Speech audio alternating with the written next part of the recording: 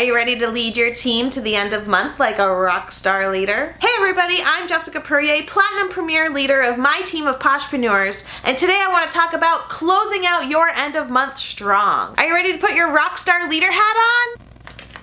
Let's do this. That means it's time for us to wrap up all of that hard work that we put in all month long. Do you have your $500 in PV in? Because we've got to take care of ourselves before we can take care of our teams. Do you have your QFCs? Did you snag up that monthly award? We can only push our teams to do as much as we're doing ourselves. Okay, so as long as you've got your PV in, your QFCs in, and hopefully you pushed for that monthly award, now we can talk about our teams. The first thing you want to do as we look toward the end of the month is look at goals. You want to talk with your team. Who still has goals going on? Who has reached their goals? You want to be shouting them out like nobody's business. Celebrate everybody that has achieved their goals. You're looking at thresholds of sales. Who wanted to reach $1,000 in sales and did so? Who's still pushing to reach $1,000 in sales? Shout out those promotions. Pull your team report of proteges and sort by lifetime volume.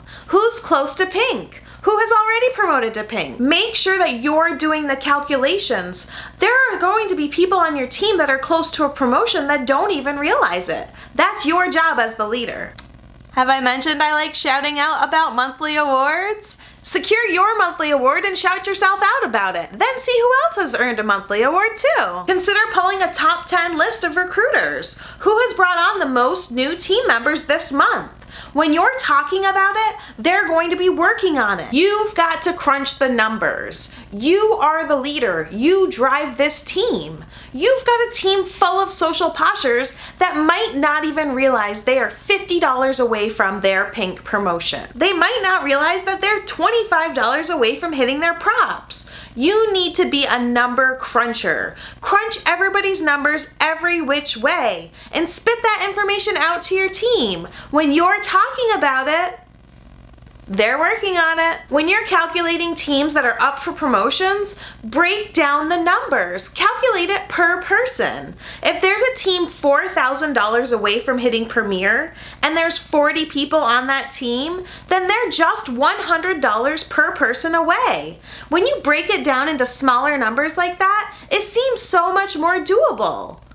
Do the breakdown and share the information and watch them work. Now, of course, we want to be available to our teams periodically throughout the month, right? Because we're driving their business. But at the end of the month, it's particularly important. Be available. Go live. Make sure that you're taking time to be available to your team. You want to be going live. Engage with them. Coach them. Train them about tactics for following up. Train them about closing out an end of month strong.